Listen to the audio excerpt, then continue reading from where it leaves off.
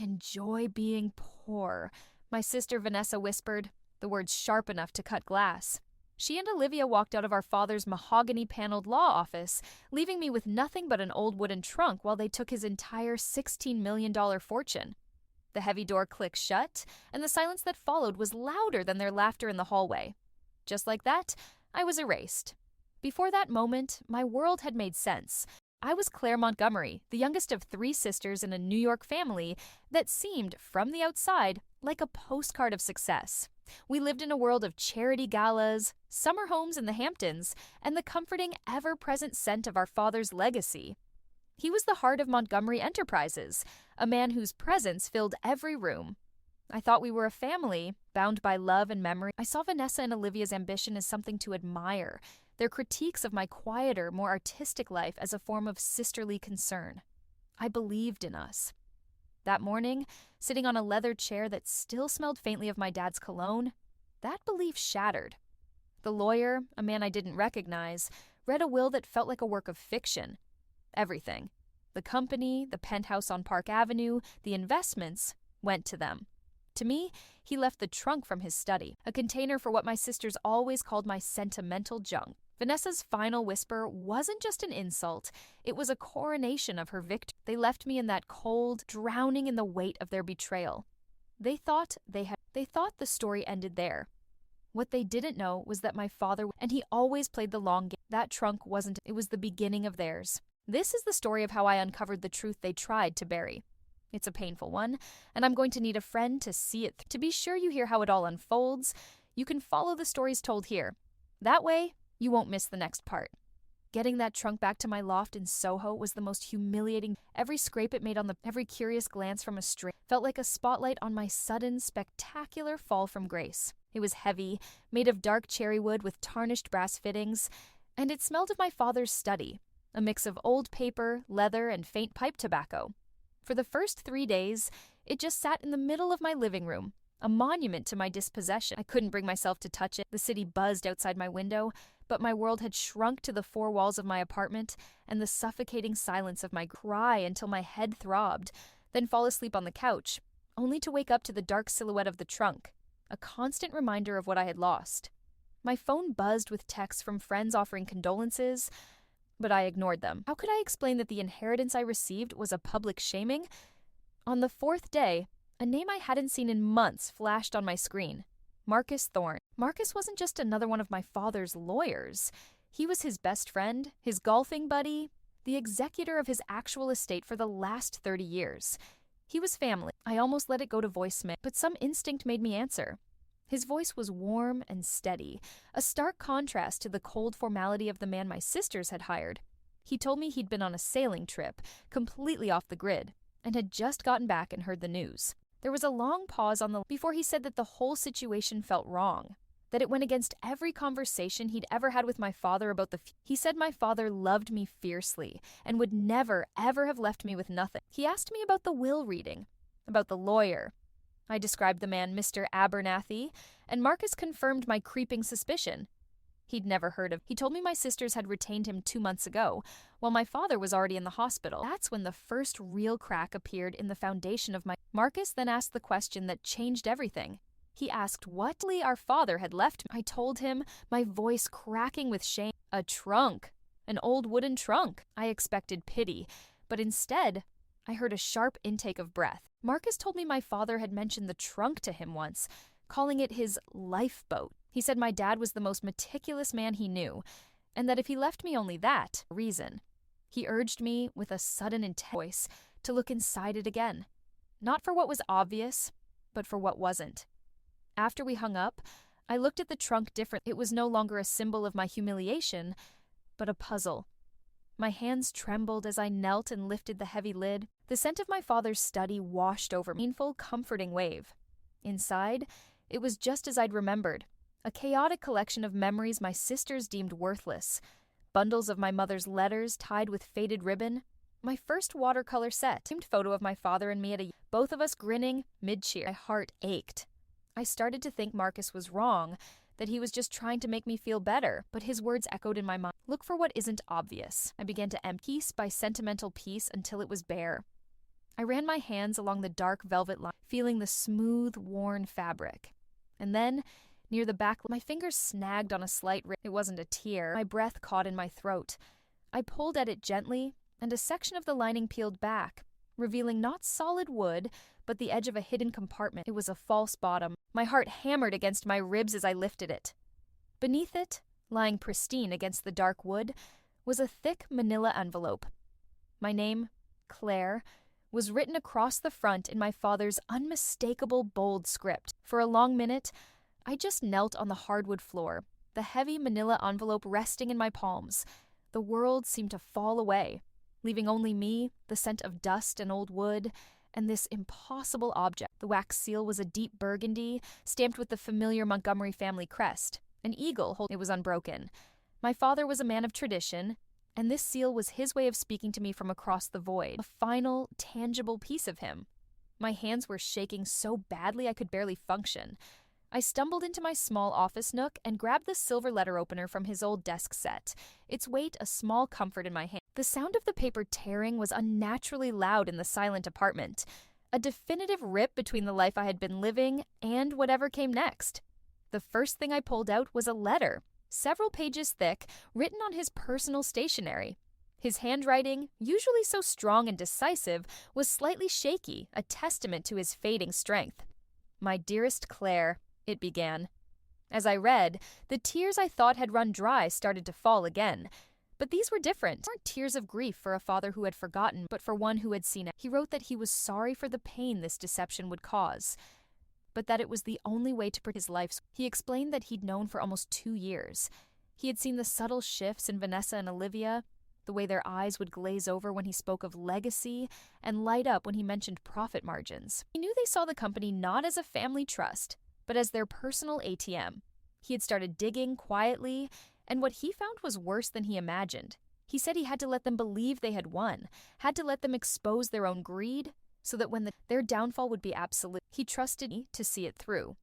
Beneath the letter, professionally bound document, my breath hitched. Across the top, in stark black letters, were the words, "The last will and testament of Richard Montgomery." It was dated just a month before his death. It was signed, witnessed by Marcus and another partner I trusted implicitly. My eyes scanned the legal jargon, my mind struggling to keep up. But the language was clear. The penthouse, the art collection, the majority shares of Montgomery Enterprises, all of it was left to me. I was to assume the role of CEO, effective immediately. For Vanessa and Olivia, he had established a small trust fund, enough to live comfortably, but not lavishly. But it came with a clause so sharp, so perfectly insightful of my father's strategic mind, that I had to read it twice. The trust would only be accessible to them if they did not contest the legitimacy of this will. He had built them a golden cage, daring them to rattle the bars. The last item in the envelope was small and cold to the touch. A black flash drive, no bigger than my thumb. According to my father's letter, this was the heart of it all. The proof. Years of financial records they thought they'd buried, emails detailing their schemes to siphon money into offshore accounts, even a recorded conversation Olivia had with their shady lawyer Abernathy discussing how to best forge the document they presented at the reading. They'd just been greedy. They were methodical criminals, and my father had collected every last receipt of their sins. Grief in my chest didn't vanish, but something new and hard resolved. I wasn't just a daughter left, was a soul-handed a mission. My sisters hadn't just tried to they had plotted to dismantle our father's legacy, to steal from him while he was dying, and to erase me's history. The whole time, I had seen them as my ambitious, callous older sisters. I was wrong. They were predators who had been watching me my entire life, waiting for the moment to strike. They saw me as the soft, sentimental one, lost in her books and paintings. They had no idea that our father had just armed me with a weapon forged from their own treachery, and I was finally ready to use it. The city was asleep, but my loft was lit by the cold, blue glow of my laptop screen. For hours, I sat there, the flash drive a dark splinter in the USB. My father's letter had prepared me for a storm, but I was staring into the eye of a hurricane. The drive was protected by a password, and for a terrifying second, I thought I was locked out. Then I remembered a clue in his letter. Think of our rooftop nights. A word bloomed in my memory, a private nickname he'd given me as a child during our stargazing sessions on the roof of our brownstone. Stargazer. I typed it in, my fingers stiff. The encryption vanished. A single folder appeared on the screen. It was titled simply Vultures. Clicking it open was like kicking a hornet's nest. It wasn't just a few damning files. It was a digital tomb, a meticulously organized library of my sister's treachery stretching back nearly 5 years. There were subfolders for every dirty deal, every lie, every dollar they had stolen. I started with the financials, and the numbers made me physically ill. They hadn't just skimmed from corporate accounts. They had systematically gutted the Montgomery Foundation, the charity my father founded in our mother's name to fund arts programs for underprivileged kids. Spreadsheets detailed wire transfers to shell corporations in the Cayman Islands, invoices for consulting fees paid to companies that didn't exist. They were stealing from the memory of their own mother, turning her legacy into a slush fund for new cars and couture gowns. Then I moved to the emails, and the financial betrayal was quickly eclipsed by a personal one that felt so much worse. I saw my own name, over and over. They wrote to each other with a casual cruelty that knocked the air out of my lungs. They mocked my life choices, my art, my decision to live in a loft instead of a Park Avenue palace. They called me the charity case, the sentimental fool who was too naive to ever understand how the real world worked. In one thread, Vanessa detailed a lunch she'd had with our father where she'd convinced him to fire a loyal 30-year employee he trusted, calling the man obsolete. In reality, the man had started asking questions about a budget discrepancy. They weren't just greedy, they were sociopaths, methodically isolating our father and cutting out anyone who might stand in their way. But the final folder was the one that broke me. It was labeled the exit plan. It contained a signed letter of intent with a ruthless private equity firm, one of my father's biggest rivals. Their plan wasn't to run Montgomery Enterprises. It was to take control, liquidate every asset, sell the company for parts, and walk away with a 9-figure payout. They were going to fire thousands of loyal employees, destroy a company our father had spent 40 years building, and salt the earth so that nothing of his legacy remained. This wasn't just about disinheriting me. It was about annihilating our father's entire existence, turning his life's work into a pile of cash, and disappearing. I pushed back from my desk, a wave of nausea washing over me. The grief I'd felt was a distant memory, burned away by a white-hot, clarifying rage. This was bigger than my name on a will. It was about the lives they were willing to ruin, the memories they were happy to desecrate. I walked to my floor-to-ceiling window and looked out at the glittering Manhattan skyline. In the distance, I could see the top of the Montgomery building, its iconic eagle logo lit against the night sky. It wasn't just an office building, it was a promise.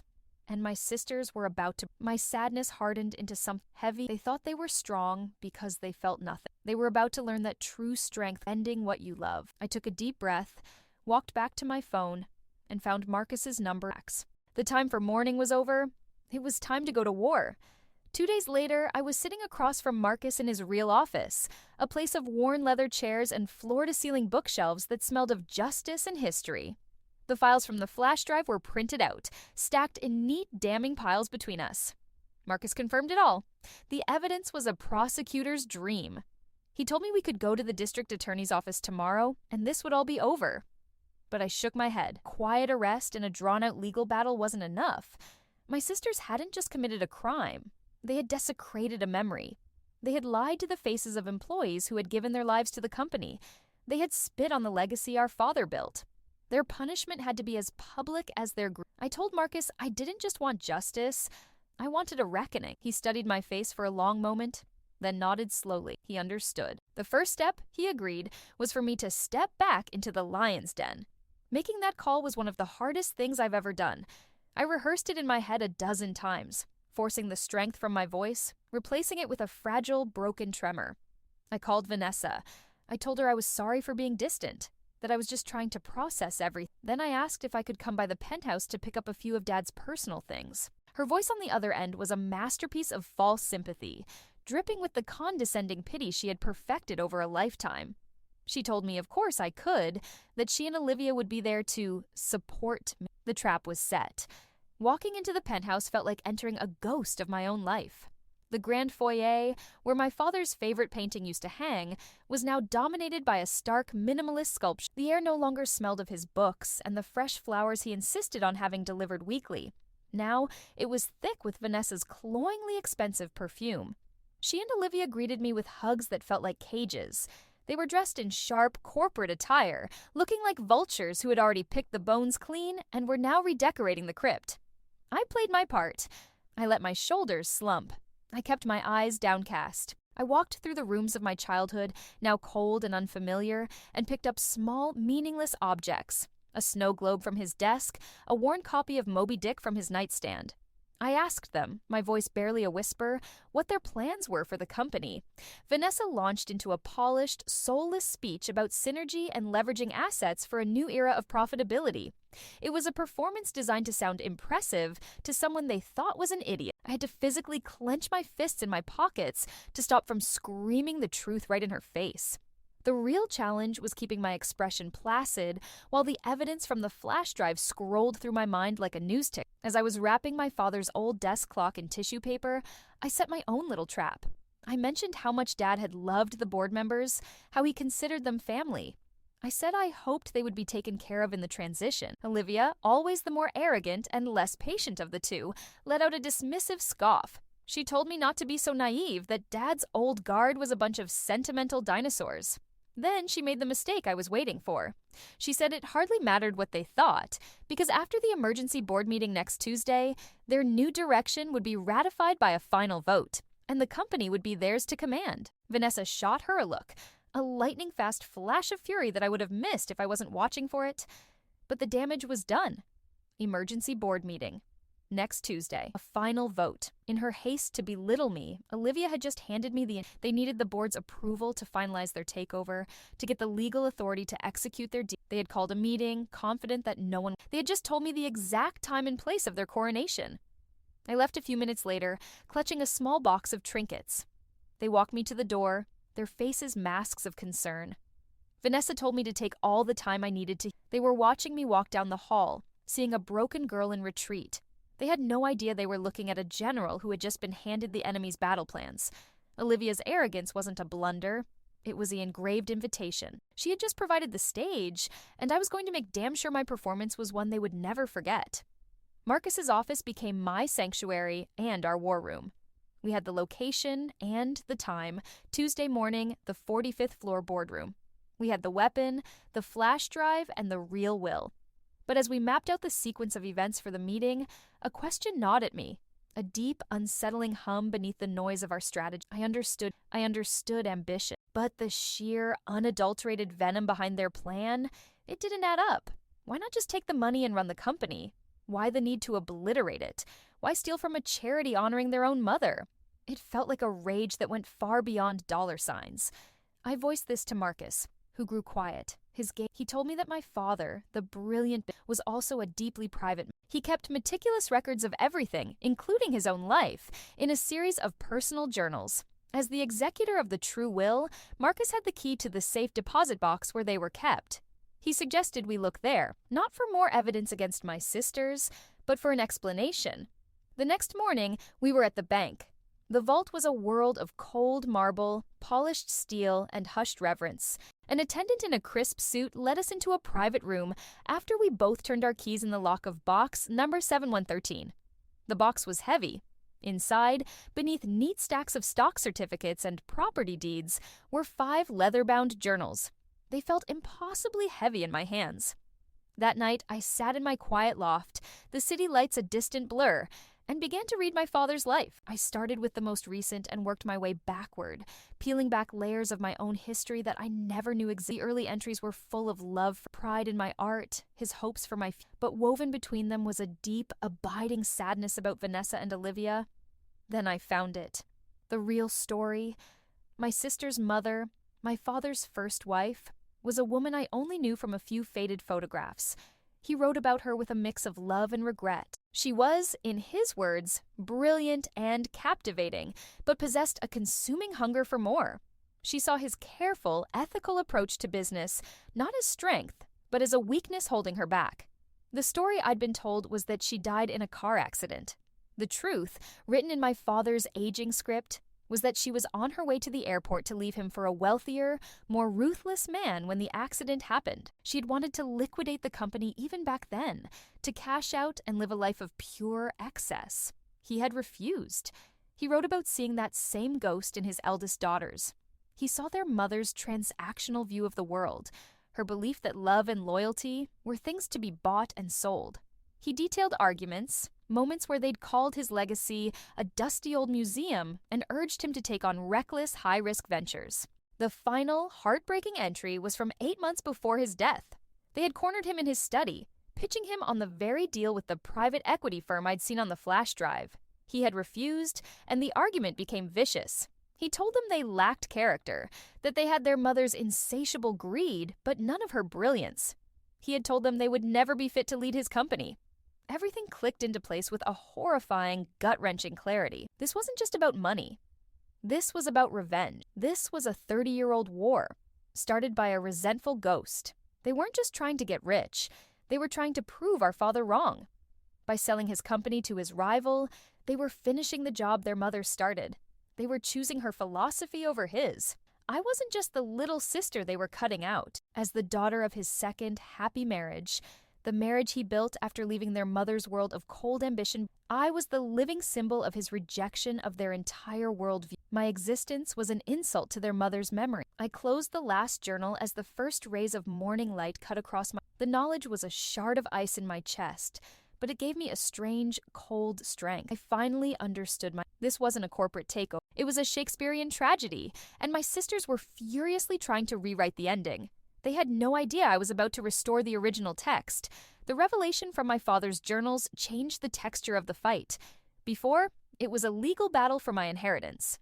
Now, it was a crusade to defend my father's entire philosophy of life. When I met with Marcus, I laid it all out for him. The ghost of the first wife, the revenge plot, the deep personal hatred fueling my sister's actions. He listened, his expression grim. He agreed this knowledge changed everything. Their motivation wasn't just greed, it was spite. And spite made them predictable. Their goal was the public humiliation of our father's legacy, so our victory had to be its public vindication. The key, we knew, was the board of directors. Olivia's arrogant slip had given us the battlefield, and now we needed to recruit our generals. We spent an hour poring over the board roster. Some were new appointments, clearly Vanessa and Olivia's allies. But others were my father's people, men and women who had stood by him for decades. At the top of that list was one name that mattered more than all the others combined: Elizabeth Sterling. Elizabeth wasn't just a board member, she was an institution. The first person my father ever appointed, a titan of industry in her own right, and his closest confidant for over 30 years. Her voice carried immense weight. If she stood with us, others would follow. But there was a problem. Her executive assistant informed us that Ms. Sterling was on a 2-week, completely disconnected wellness retreat in the middle of the Arizona desert. No calls, no emails. My sisters had timed their coup perfectly, ensuring the board's most powerful voice would be silenced. A phone call wasn't going to cut it. An email would be deleted. This required a face-to-face appeal. It was a crazy Hail Mary pass, but it was the only play we had. I booked the first flight to Phoenix. The entire flight felt surreal, the roar of the engines a countdown clock. I was flying into the heart of a serene, silent desert to start a war. The retreat was even more surreal, a collection of pristine adobe buildings nestled amongst towering cacti where wealthy people paid a fortune to. After talking my way past a skeptical concierge, I found her. Elizabeth Sterling, a woman I'd only ever seen in a power suit, was sitting alone in a Zen garden, dressed in white linen, the picture of tranquility. She was not happy to see me. Her eyes were cool, her posture stiff. She told me she was sorry for my loss, but that she supported the new leadership. My sisters had gotten to her first, feeding her a carefully crafted narrative about an aging company that needed a ruthless, modern approach to survive. For a moment, my heart sank. But then I looked in her eyes and saw a flicker of the woman my father had called his friend. I didn't pull out the will. I didn't show her the flash drive. I sat on the stone bench across from her, and I simply told her I told her about her friend, my father, and the journals he left. I told her the story of his first wife, of a 30-year-old wound, and of 2 daughters trying to win an argument with a ghost. I reminded her of the principles they had built the company on, the promises they had made to their employees. As I spoke, I watched the mask of corporate detachment crumble. The story resonated with things she must have already sensed: the strange haste of the board meeting, Vanessa's cold ambition. The final blow was when I told her about the plan to sell the company to their most hated rival. That was the one detail my sisters had conveniently left out of their pitch. Her serene expression hardened into a familiar, sharp-edged fury. She didn't need to see the proof on the flash drive. She saw the truth in my eyes, and she heard the voice of her old friend. The retreat's manufactured peace was shattered. She stood up, the white linen looking strangely like battle robes, and told me she would be on the first flight to New York in the morning. She said it was time to remind everyone what a Montgomery legacy actually stood for. Flying back through the darkness, I watched the lights of America slide by beneath me. My sisters thought they were playing chess, moving the board members around like compliant pawns. They never imagined that one of those pawns, isolated on the far side of the country, would get a visit. Elizabeth wasn't a pawn, she was a queen, and I had just put her back on the board. The meeting on Tuesday wasn't going to be a vote anymore. It was going to be a verdict. Monday was a day of electric tension. The air in Marcus's office crackled with it.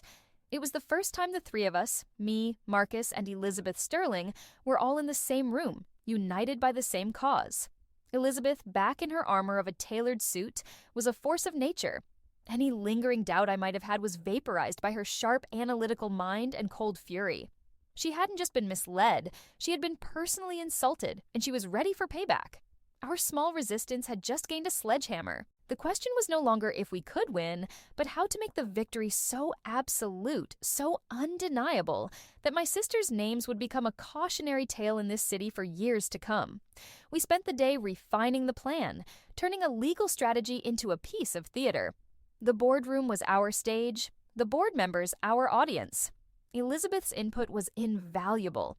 She knew the players, who was in my sister's pocket, who was on the fence, and who was a quiet loyalist waiting for a leader. We decided that the coup had to be allowed to reach its apex before we struck. Vanessa and Olivia had to be given the space to walk into that room like queens, to sit in the high-backed leather chairs, and to deliver their victory speeches. Elizabeth's role was to play the part of the convinced skeptic, to nod along, lulling them into a supreme state of arrogance. They needed to believe, until the very last second, that they were untouchable. My entrance was timed to the millisecond. I would walk in at the exact moment Vanessa finished her speech and called for the vote to ratify her as the new CEO. I wouldn't say a word at first. I would just be there, a ghost at their coronation. Marcus would follow a few seconds later, briefcase in hand, to formally introduce himself as the legal executor of our father's actual last will and testament. While he held the floor, my part of the plan would come into play. Marcus had suggested bringing bound copies of the evidence for every board member, but I knew we could do better. I wanted them to feel it, not just read it. The Montgomery Enterprises boardroom was dominated by a massive, wall-sized screen behind the CEO's chair. It was where my father used to display triumphant sales charts and inspiring company mottos.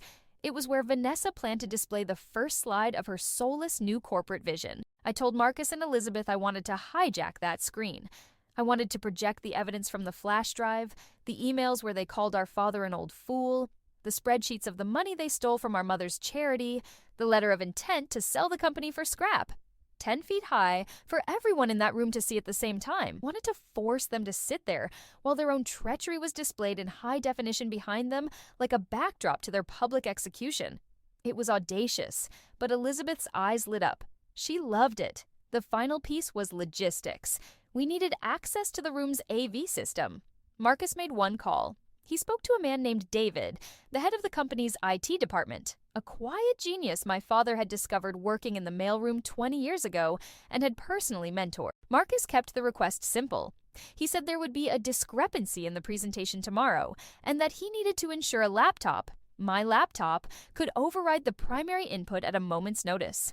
David, who I knew had been treated with utter contempt by my sisters, simply said, "Consider it done." That night, alone in my loft, a profound calm washed over me. The plan was set. The allies were in place. I looked at the little box of mementos I'd taken from the penthouse. They felt like artifacts from a different life, belonging to a girl I barely recognized anymore. I wasn't that girl. I was my father's daughter, and I had a job to do. I looked out my window at the Montgomery building, its eagle glowing against the dark sky. Tomorrow, my sisters would walk into that room expecting a crown. They would deliver their speeches, believing they were the architects of a new empire. They had no idea I wasn't coming to ask for a seat at their table. I was coming to flip the table over. Tuesday morning arrived with an unnerving calm. The sun rose over the East River, casting long shadows across my living room. But I had been awake for hours, watching the sky turn from inky black to a soft, hazy gray. There was no panic, no fear, just a strange, crystalline stillness. I was ready. I chose my armor carefully. A simple, sleeveless black dress of heavy silk. It was understated, elegant, and mine. It wasn't a power suit meant to imitate them. It was a statement that I was showing up as myself, the woman my father had actually trusted with his life's work. As I methodically made a cup of tea, my movements were deliberate, unhurried. The storm was here, and I was the eye. Just as I was about to leave, my phone buzzed with a text from an unknown number. "The stage is set. You are the lead. David," the IT ghost in the machine. A jolt of pure adrenaline shot through me, a thrilling confirmation that the trap was armed and waiting. The cab ride downtown was like watching a movie of a city I used to live in. Everything was the same. The yellow cabs, the steam rising from the grates, the rush of people on the sidewalks. But I was different. I was seeing it all through a new lens. I felt a fierce, protective love for the employees I saw streaming into the lobby of the Montgomery building. This wasn't just for me, it was for them. As planned, I didn't go to the 45th floor. I took a service elevator to the 44th, to a small, empty office Marcus had secured for me, directly below the boardroom. He was there waiting, a calming presence in his perfectly tailored suit. He gave me a tiny, wireless earpiece and checked the connection. He would be my eyes and ears, waiting just outside the boardroom door. All I had to do was wait for his signal. The silence in the small office was deafening. Every tick of the clock on the wall felt like an eternity. To distract myself, I scrolled through the news on my phone, and that's when I saw it. A major financial news outlet had just published a feature story. The headline read, "A new era for Montgomery Enterprises. Vanessa Montgomery poised to take the helm." It was a puff piece, clearly planted by Vanessa's PR team to frame the vote as a mere formality. It was full of glowing quotes from her about her bold vision, but as I read, a smirk touched my lips. Olivia was mentioned exactly once in the final paragraph as a minor footnote who would be part of the new executive leadership. It was a classic Vanessa move, her moment of ultimate triumph. Her ego couldn't bear to share the spotlight, not even with her co-conspirator. She was already cutting Olivia out, claiming the throne for herself. The crack in their alliance was clear. They weren't a united front. They were two scorpions in a bottle, and the victor was already positioning herself to sting the other. This knowledge gave me sharp. I wasn't facing a monolith. I was facing a partnership already rotting from the inside. My phone vibrated in my hand. A text from Marcus. "She's wrapping up her speech. Get ready."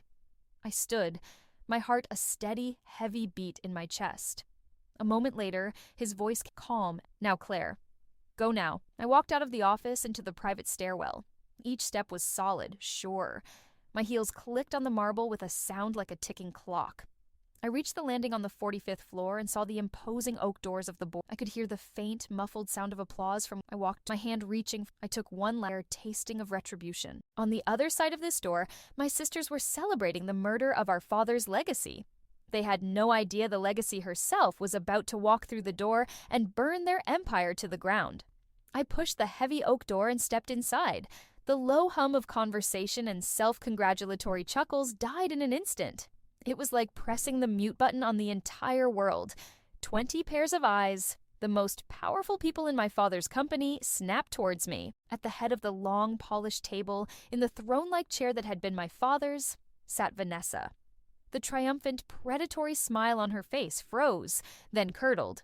Beside her, Olivia's expression of smug satisfaction dissolved into pure, slack-jawed shock. For a full 10 seconds, the only sound was the faint hiss of the room's air conditioner. I didn't speak.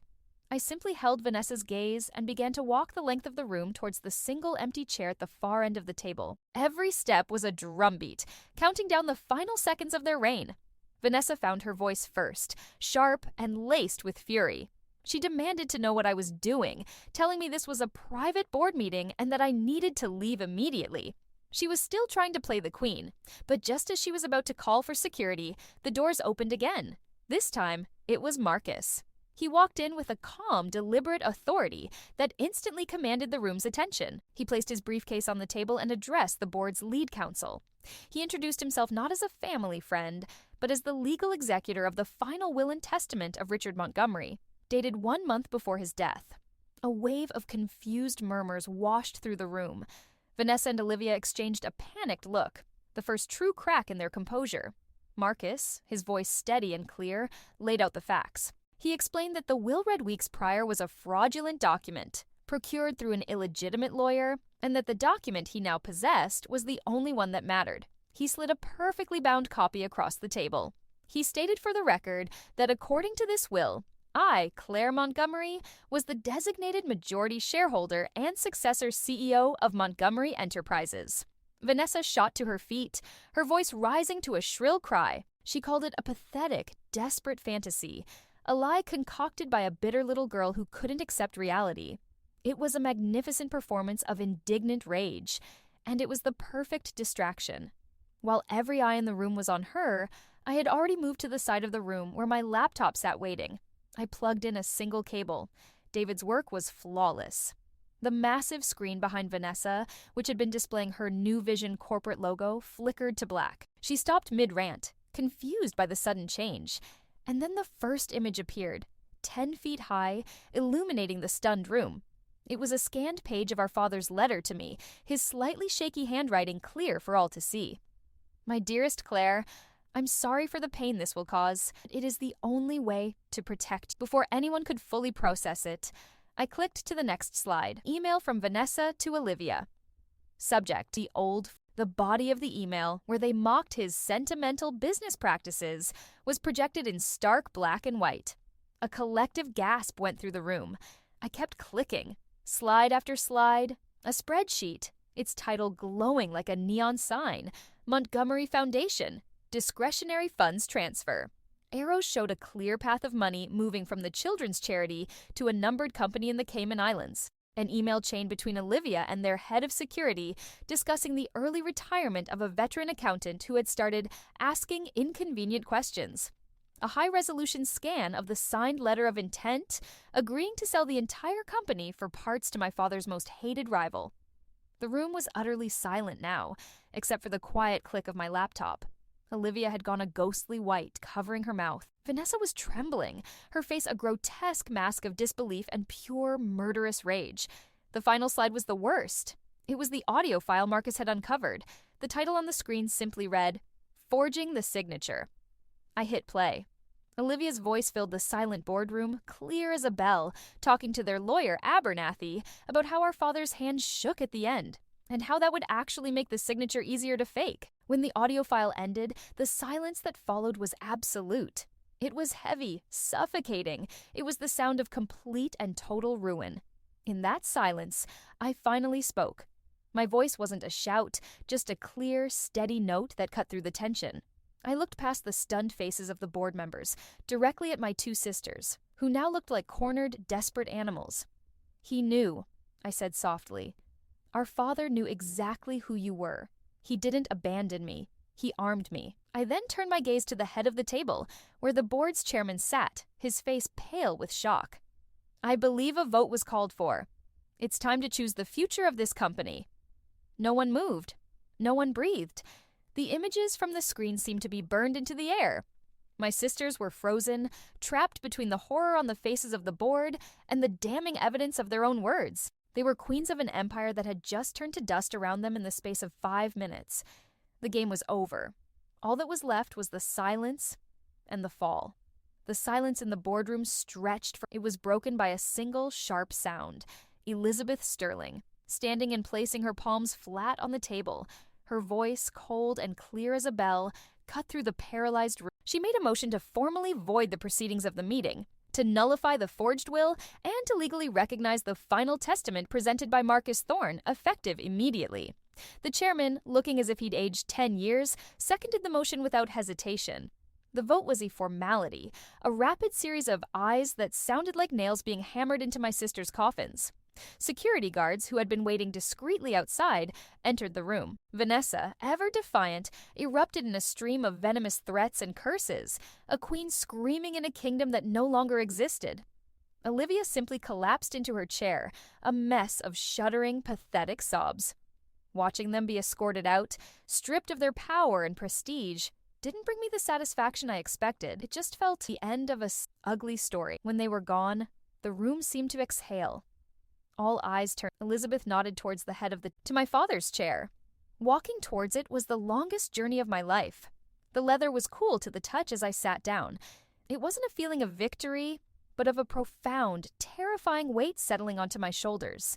From that chair, through the vast plate glass window, the whole of New York City spread out before me. It was the same view my father had looked at every day for 40 years. But now, it was my responsibility. It was my legacy to protect. The weeks that followed were a blur of lawyers, press releases, and federal investigators. The consequences for Vanessa and Olivia were swift and brutal. Facing a mountain of irrefutable evidence, they were hit with a slew of federal charges for wire fraud, forgery, and embezzlement. Their assets were frozen, their designer wardrobes and luxury cars seized. The high society friends who once flocked to their parties now pretended not to know their names. I sold their apartments, using every last dollar to replenish and expand the Montgomery Foundation. The poison they had injected into our family's name, I would use as the antidote. My first act as CEO was to call a company-wide town hall. I stood before thousands of employees, and I told them the truth. All of it. I rehired the loyal people my sisters had purged. I dismantled their reckless plans and reinstated my father's vision of slow, sustainable growth built on integrity. I found, to my surprise, that the very things my sisters mocked me for, my sentimental nature, my focus on people over profits, my belief in legacy, were my greatest strengths as a leader. The company, which had been holding its breath, began to breathe again. One night, months later, I was working late in my office. I'd had the old wooden trunk brought up, and it sat in the corner, a quiet reminder of how this all began. I knelt and opened it, the familiar scent of leather and old paper filling the air. I sifted through the contents, the letters, the photos, my childhood drawings, and in the quiet of that office, my final realization washed over me. The rage that had fueled me for so long was gone, replaced by a deep, quiet peace. I finally understood that my father's true gift wasn't the $16 million or the CEO title. His greatest gift was this trunk. It was his way of telling me that he saw me. He didn't see a weak, artistic daughter who needed protection. He saw the one child with the character, the empathy, and the strength to carry his legacy forward. The fight wasn't about winning back an inheritance. It was about finally becoming the person he knew I was all along. They left me a trunk in this very city, thinking it was the end of my story. They had no idea it was just the beginning. It held my past, it secured my future, and it allowed me to reclaim my entire world was rebuilt in the heart of New York City. But I know that stories of betrayal and resilience, of finding your strength when you feel most lost, happen everywhere. It's a powerful thought, knowing how far a single voice can travel. I'd love to know in the comments what city is from. It's a comforting reminder that we're all connected by these stories, no matter the distance. And a reminder that even after the darkest night, there is always a new dawn. I have so many more stories waiting to be stories of deep betrayals, unexpected strength, and the kind of justice you can't help but root for. If this journey resonated with you and you want to make sure you're here for the next one, the best thing you can do is subscribe to the channel. It's the only way to guarantee you won't miss the first chapter when a new story begins. Consider it our pact to see these things through to the very end together.